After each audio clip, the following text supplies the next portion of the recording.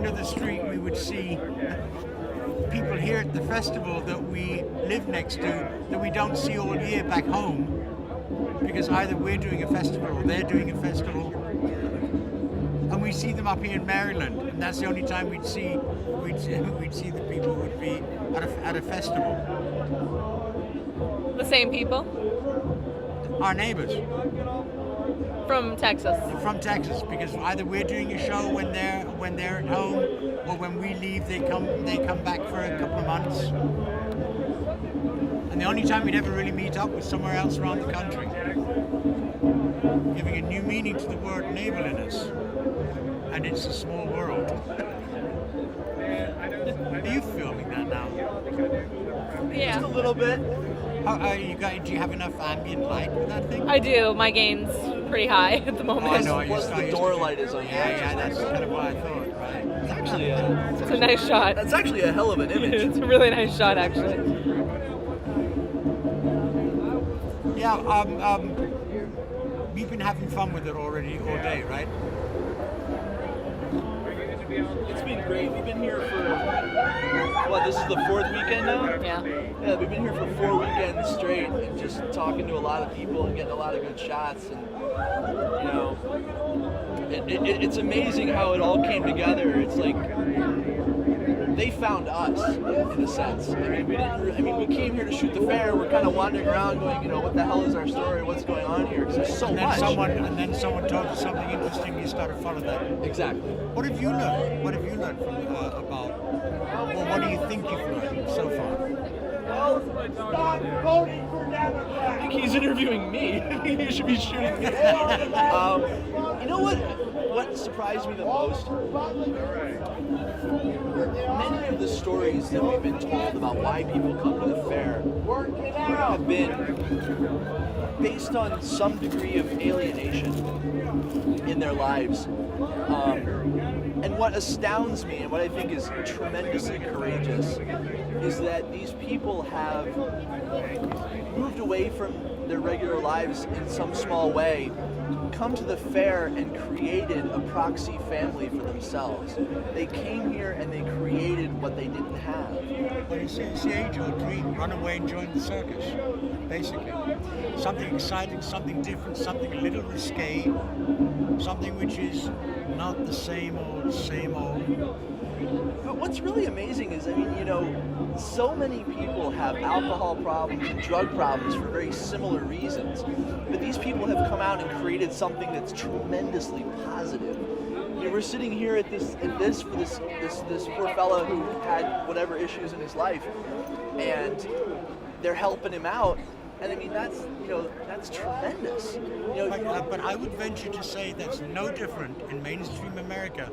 Only we are the people that do the Renaissance. We are used to creating something, and if it isn't there, we'll create it, or we'll find a way to create it, because that is, after all, how we live. We're creating something from nothing, and mainstream America doesn't have the heart is there, believe you me. And the moment someone does something, you see it all over. The communal spirit is there.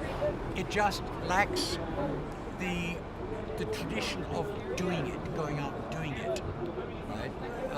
Which I think maybe in the Renaissance Festival, what you said, that people look at life around them and are not really that happy with where they are and how things are going. There's got to be something better out there, and they go and take that first step, which is a bit of a risk, because who knows? And find out it's a joyful adventure. The other thing that's astounding is the fact that this is something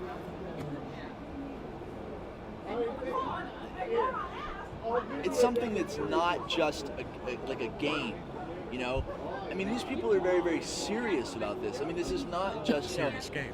Well, yeah, I guess so, but it's not just this game. It's this. It really is a family, but it's not like a closed-off family. Because they adopted us. Lauren is now a wench in waiting. I'm the proud owner of Black Velvet Tights. One of my other guys was in a kilt today. And they were like, "You guys are doing a film? You want to tell our story? great, you're part of the family now. And it's like, if we came back next year, I don't think you'd be able to distinguish us from them, and we wouldn't even have the cameras. So it's, you know, and I think that's really amazing, because that points out the fact that there are a lot of people out in the world who have an open mind and who are willing to come out and experience different things. And I think that's what's really is one of the things that's really courageous about it.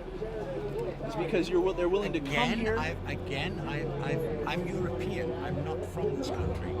I think you do your countrymen a disservice. I have found that in different parts of different types of community. I'm totally into boats, right? And our introduction to this country was we rowed and sailed down the Mississippi in a rowing boat from Minneapolis to New Orleans, and we fell in love with the American people on the way, because they were exactly how you described the Renaissance. And these were just normal, everyday people who lived around the river. And there was that same sense for our jaded European outlook on life. There was that same, wow, these people are incredibly open. These are friendly, generous, generous of spirit, you know? And you're seeing it here in the Renaissance Festival because it's strange for you. Because they are definitely, this is other. This is not what you're used to. This is not what you go to Walmart and find. I live in Washington, Hold on. D.C. Hey, There you go. Can you There you go. put your key in your car just so we can have the light back? The light went out. You see, it's like, while you're doing that, I'll ask this. I mean, I live in Washington, D.C., and it's like, the thing about Washington is the fact that when you're walking down the street and there's people driving and you have to cross the street. Yeah. Oh, yeah, close enough. Apparently. You have to be careful, because the people in Washington drive as if wherever they're going or whatever they're doing is a whole hell of a lot more important than whatever you're doing. And they drive like it. And there's a lot of that real just rudeness. And it's very different, as you said, from what, I'm used to. I mean, I went to Georgetown University, and everybody there's got a chip on their shoulder, and it's very cliquey. And to see a group of people who are not only a family, but who are a completely inclusive family is indeed, as you point out, very different for me. Todd, watch your shadow. Oh, my shadow, sorry. But stay over there because his eyeline's good. But back up.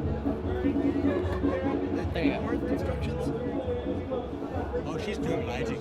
She's doing lighting. Was he standing right in there's more light She's the coming from director. here? This is where we are. So Hey, she's doing her thing. I'm just the producer. I just talked. I really wish I had my highlights right now. No, we've met many times. Whether it be the hippie communities that are dotted all around, or even just farming communities, the Amish and the people who deal with the Amish. That same sense, the same pockets of humanity.